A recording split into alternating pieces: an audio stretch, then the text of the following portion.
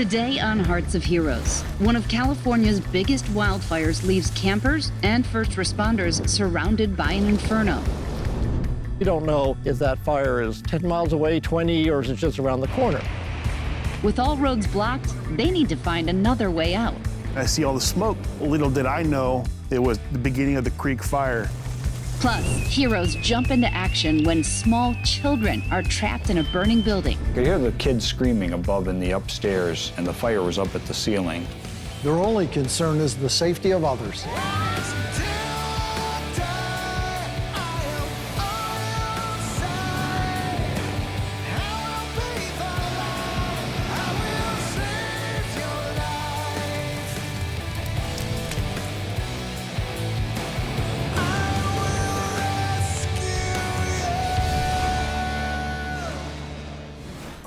Many of us are fortunate that we've never had a life-changing disaster. So we kind of take for granted that first responders would be right there. But for those folks who have survived a disaster, they are forever in debt to the brave people who rush in when everyone else is rushing out. Running 400 miles through central California, the Sierra Nevada mountain range plays an important role in the state's history. Think 1849 gold rush. It's also home to the John Muir Trail, a 215-mile-long wilderness footpath that runs right through the picturesque range. Every year, that trail attracts hikers like Ken Oliver. I've been hiking since I was really young. We've done a lot of the high Sierras and around the West Coast. In September of 2020, Ken and a few camping buddies decided to take a week-long trip through the John Muir Trail. Me and two other friends went to Edison Lake, which is up in the Sierras. We're up 10, 11,000 feet, having a great time. Good friends Reed Delahunt and Harlan Hayes were also hiking there that weekend. It was so beautiful. The skies were clear, and we decided we were going to try and hightail it to Muir Pass. So we went to a location that had some hot springs and a beautiful lake. No matter what your level of hiking experience, there are certain precautions that everybody needs to take before hitting the trails. Be prepared. Have the extra batteries for flashlights. Have your food and snacks and water just in case you need it or you need it for somebody else that you may have found stranded somewhere who's hungry and dehydrated. Preparation can be key in surviving a natural disaster, and that can mean the difference between life and death. Despite their years of experience, Ken and his friends were taken aback by what they saw looming on the horizon. And all of a sudden look over our shoulder and see just this huge plume of smoke come in. The three men assessed the situation. So at this point, we're, wary, right? I mean, how close is this fire? How big is it? On their hike, Reed and Harlan were also noticing the telltale signs of a fire. We looked back out towards the west, and we see this giant cloud in the sky. It looked like a nuclear bomb had gone off or something. I'd never seen anything like it in my entire life. And so I said, oh, well, that looks like a wildfire. By that evening, it was clear that the fire was getting closer. And the smoke is getting heavier and heavier. And at that point, we're sleeping in our tents with our masks on, trying to keep all the smoke particles out. Because there's no cell service, hikers had no idea that smoke they were seeing was coming from a major wildfire called the Creek Fire. Sheriff Deputy Michael Wynn was off duty when he heard about the fire. I was actually home. I looked towards the east and I see all the smoke, so I thought, okay, there's a fire somewhere. Little did I know it was the beginning of the Creek Fire. Sheriff Deputy Wynn, along with his partner Jose Diaz, were called in to help evacuate people from the mountain towns. We were instructed to start doing evacuations in the Shaver Lake area. Meanwhile, Ken Oliver and his friends knew that the danger was now serious. So the next morning, we decide that we, have to turn around and try to make it back to the trailhead as fast as possible because we don't know if that fire is, 10 miles away, 20, or is it just around the corner. At this point in their trip, they'd been on foot for 2 days, but now they needed to hike out as fast as humanly possible. So we go up over Goodall Pass, which is at 11,000 plus feet, get back down to the trailhead, and at that point, we're stopped there because the fire has closed the one road in and out up to the trailhead. We were trapped there. Reed and Harlan had managed to get to their car, but the fire had overtaken the roads. Rangers told them that they had to evacuate to Edison Lake. That was when I started being scared. So we got to the backpackers outpost where they'd serve backpackers who were out there. And the smoke was so thick, it was like fog. You couldn't see 75 yards in front of you. Officers Diaz and Wynn were helping folks out of nearby Shaver Lake when they got word that there were still people trapped at Lake Edison and Florence Lake. So they started the long trek up the mountain. When we arrived at Florence Lake, it was beautiful. I mean, it's clear, no smoke, and then within a matter of 3 to 4 minutes, you could not see across the lake because the smoke moved in. So we had everybody kind of put their stuff together. We had everybody lined up, and we're ready to go. That's when they got some frightening news. Cal Fire just issued a shelter-in-place order for everybody at Florence Lake and Edison Lake, and we were like, that's us. Coming up, trapped in the middle of a wildfire, first responders would need to come up with a rescue plan. This one was scary. When it went up, it's like a book of matches. It just goes. You can't stop it. And later, there's no time to spare when a young family is trapped in an apartment fire. My first instinct as a father was just get those poor kids out of that fire. But first, this safety tip. Whether you spend a little or a lot of time at the office, fire safety measures are just as important there as they are at home. Know your escape route and practice it with those around you. It will become a routine which you will appreciate if the time comes to evacuate. And make sure there are working fire alarms and locate extinguishers throughout the building to help in case of a fire. Technology can also play a key role in emergency preparedness today. Map out floor plans and evacuation routes ahead of time. And by having a communications contingency plan can also be part of the solution to help ensure your safety.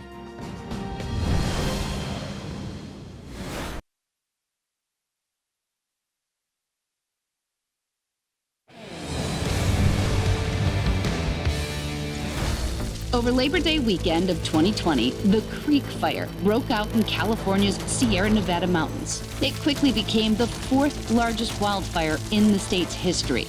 Hikers found themselves trapped near Lake Edison, unsure how they would escape. You're in the backcountry, you have no, cell phone reception.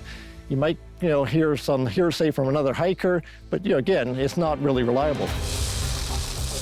It was that next day when we realized that the Creek Fire had crossed the road, that we were really stuck, that I started being afraid. Jose Diaz and Michael Wynn had been sent up to help with evacuations, but then they realized they themselves were in the path of the wildfire. This one was scary. It moved so fast. When it went up, it's like a book of matches. It just goes, and you can't stop it. They basically said, hey, shelter in place, we'll give you guys updates, but basically just stay where you're at and we'll let you know when it's safe to come down. Diaz and Wynn decided to move their group from Florence Lake and join another group sheltering at Lake Edison. We thought that it would be easier come evac time to get everybody out at one time. But getting the caravan through the narrow, winding roads would be nerve-wracking. We're talking about a dirt road, no wider than the size of an average car. I'll admit it was kind of scary, because my thought was the last thing we need, we're trying to help these people, and somebody goes off the side of the road or something. That's your first responders for you, jumping in to help, no matter the risk. After an hour-and-a-half drive, the group made it to Lake Edison. So at that point, we had about 100 people waiting to be evacuated. Diaz and Wynn had one goal at this point: keep everyone calm and informed. They knew our plan and what we expected of them, and we always want to know what they expect of us. We knew that we would either all try to survive together or not. After several hours, they got word that help was on the way. And at some point in time, we were told, hey, the helicopter's gonna come in the morning. So we basically told everybody, hey, you know what? Relax for the night, try to get some sleep, and hopefully in the morning, we'll get out of here.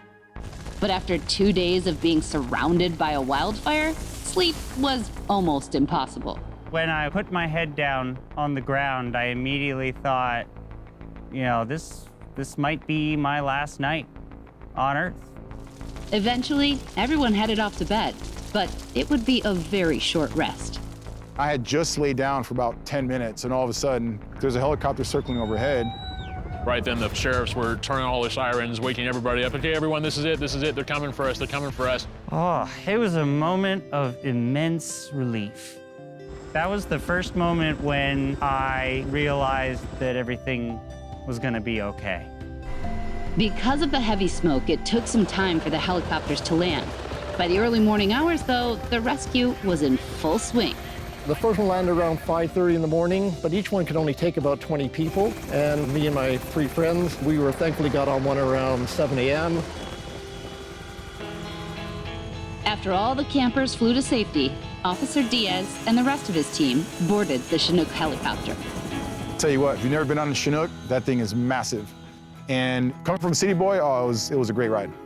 It was a great ride. It took several hours to get everyone out, but it worked, and every person was safe. You can imagine the admiration that they had for the brave heroes that day. They all risked their lives to come up there. Yeah, it's their job, but they wouldn't have that job if they didn't want to be in that situation. And I'm forever in debt to those people.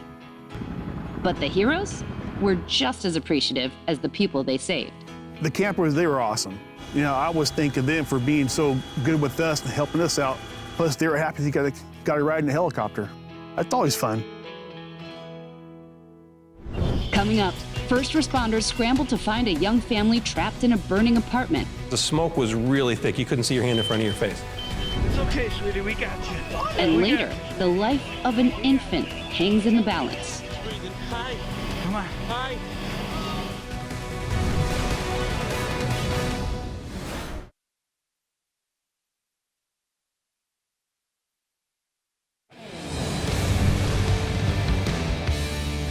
House fires can go from small smolder to raging flames consuming everything in just minutes. So when first responders answer these calls, there's little margin for error. Fortunately, they are trained for just that. Macomb County is in southeastern Michigan. While the county is home to Detroit Metro, there are also smaller villages like New Haven. Here, the local sheriff and fire officials are also your friends and neighbors. We're very in touch with our community. A lot of calls we go on, we know who we're going on. It makes a big difference. In the early morning of June 5th, 2020, Officer Jerry Romano was finishing a relatively quiet shift. As he did a final pass through one of the subdivisions, he saw something alarming. I looked up and I saw this black smoke bellowing out of the upper floor of this apartment building. And there's no rescue personnel around, so I called dispatch as I was pulling up. As soon as Officer Romano parked his car, he was told that there was a family of 3 in the upstairs apartment. While he was waiting for the fire department to arrive, he realized he couldn't wait to get into hero mode. First thing I did was I ran to my car and I grabbed my fire extinguisher out of my trunk.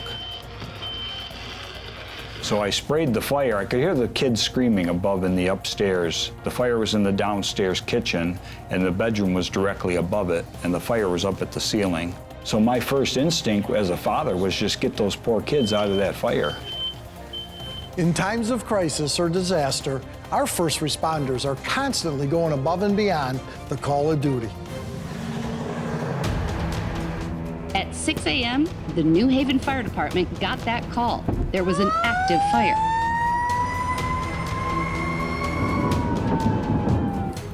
We got on scene. I did a size up. I could read the smoke. I could tell that there wasn't a real hot fire, but there was a lot of smoke. According to the mail, there's 2 children upstairs.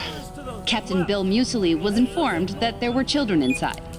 So I walked in, went into the back bedroom, found the kid right where he said, picked her up, carried her out. That you can't see because the smoke was really thick. You couldn't see your hand in front of your face. Because the smoke was so thick, Captain Musely stumbled on the staircase and got his foot caught. Fortunately, another firefighter was there to meet him.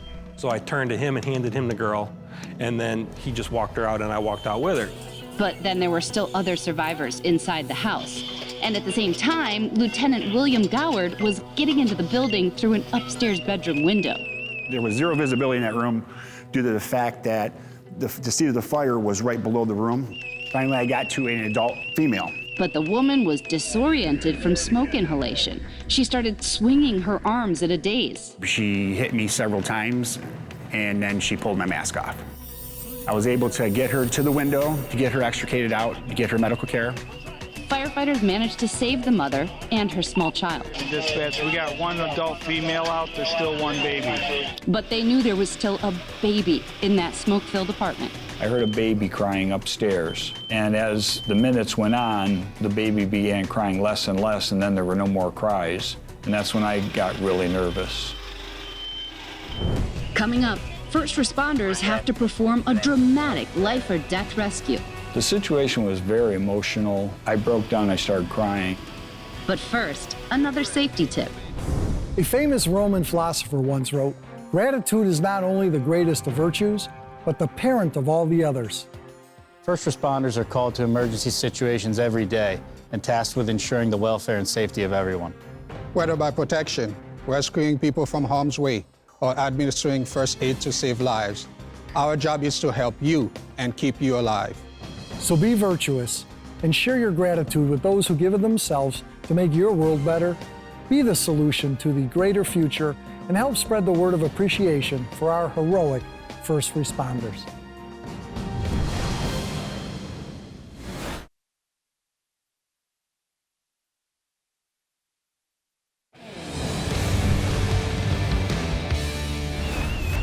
In an early morning in 2020, an apartment fire broke out in the small village of New Haven, Michigan.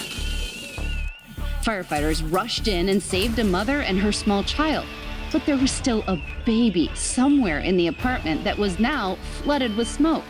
Lieutenant William Goward's mask was damaged in the rescue, so now he had a decision to make.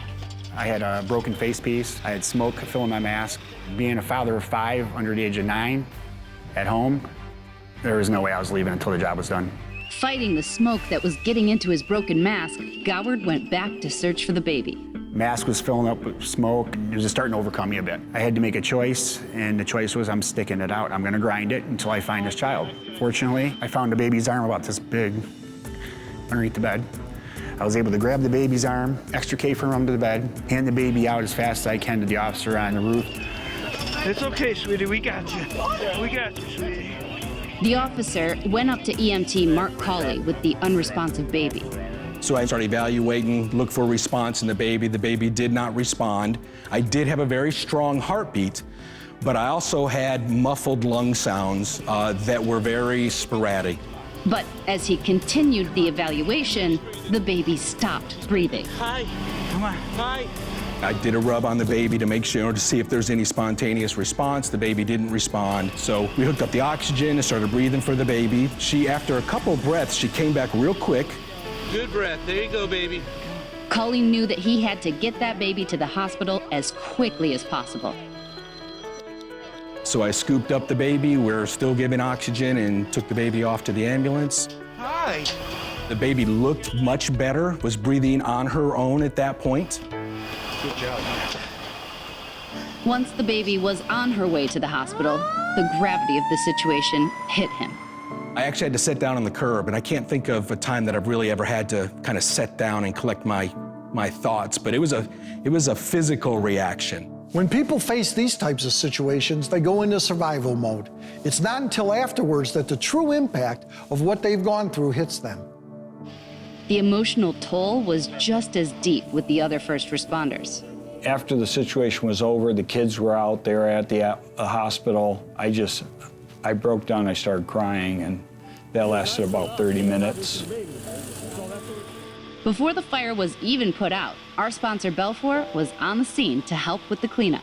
The last ambulance was leaving as I pulled in, and I saw sobbing first responders. I don't remember in my career, honestly, a scene that emotional, and that spoke volumes. Despite the heightened emotions, Ray Ahonen and his team still had a job to do. We were allowed to go to the front of the door to look in. What is the scope of emergency services? We didn't have to extract any water. We just had to protect the scene, board up the windows, the door wall, take pictures, and get out of there. Do not disturb the scene. The rescue had a profound effect on everyone. Firemen are human beings. It just sometimes you have to grind through the pain and grind through adversity. How often does anybody get a chance to save a life? And it's a privilege and an honor to be able to do that.